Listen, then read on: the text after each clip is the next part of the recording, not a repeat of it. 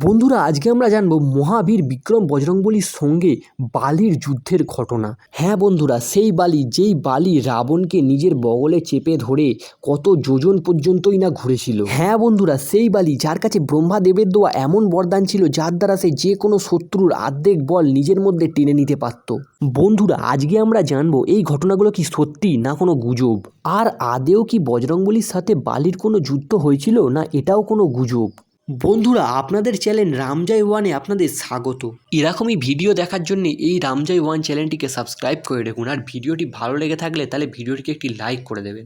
বন্ধুরা দেখুন, বজরংবলী সমস্ত দেবদেবীদের কাছ থেকে অনেক রকমের আশীর্বাদ পেয়েছিলেন, কিন্তু বালি নিজের শত্রুর অর্ধেক বল নিজের মধ্যে টেনে নিতে পারবে সেরকম কোনো শক্তির ঘটনা রামচরিত মানুষ বা বাল্মীকি রামায়ণ এই দুই অথেন্টিক বইয়ের মধ্যে কোনো বইতেই এই ঘটনার কথা কোনো জায়গায় উল্লেখ করা নেই। কিন্তু বালির কাছে একটি বরদান ছিল, সেটা হলো ইন্দ্রদেবের দেওয়া। ইন্দ্রদেবের দেওয়া একটি স্বর্ণমালা বালির কাছে ছিল, যেটির দ্বারা বালি নিজের প্রাণ নিজের শ্বাসকে অনেকক্ষণ পর্যন্ত আটকে রাখতে পারত। এই ঘটনার আমাদের উল্লেখও পাওয়া যায়, যখন শ্রীরাম বালিকে তীর মেরে দিয়েছিল তখন বালি অনেকক্ষণ ধরে প্রভু শ্রীরামের সঙ্গে বার্তালাপ করেছিল। দেখুন বন্ধুরা, ইন্দ্রদেবের পুত্র বালি নিশ্চয়ই অত্যন্ত শক্তিশালী যোদ্ধা ছিল।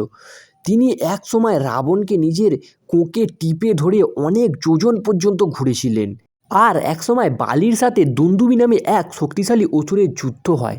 সেই অসুরটিকে হারানোর পর সেই অসুরটির নির্জীব শরীরটিকে বালি ছুঁড়ে কয়েকশো যোজন দূরে ফেলে দিয়েছিল। আর এই সবের থেকে আমরা বালির শারীরিক ক্ষমতা কতটা সেটা বুঝতে পারি। দেখুন বন্ধুরা, বালির সাথে বজরংবলীর যুদ্ধের ঘটনা কোনো অথেন্টিক বইতে উল্লেখ করা নেই, কিন্তু যদি আমরা বালি আর বজরংবলীর পরাক্রমের তুলনা করি তাহলে বজরংবলী সমস্ত দেবতাদের কাছ থেকে নানা রকমের বরদান পেয়েছিল, আর বজরংবলী অতুলিত বলধামা। আর বজরংবলীর যদি ঘটনা বলতেই হয় তাহলে ছোট অবস্থায় বজরংবলী যখন শিশু ছিল তখন সে সূর্যকে খেয়ে ফেলেছিল। মানে বুঝতে পারছেন বজরংবলীর কতটা বেশি ক্ষমতা। দেখুন বন্ধুরা, বজরংবলী আর বালির মধ্যে যদি কোনো সময় যুদ্ধও হতো তাহলে সেই যুদ্ধে বজরংবলীর জিত নিশ্চিত ছিল। বন্ধুরা, আজকের ভিডিওটা এতটাই।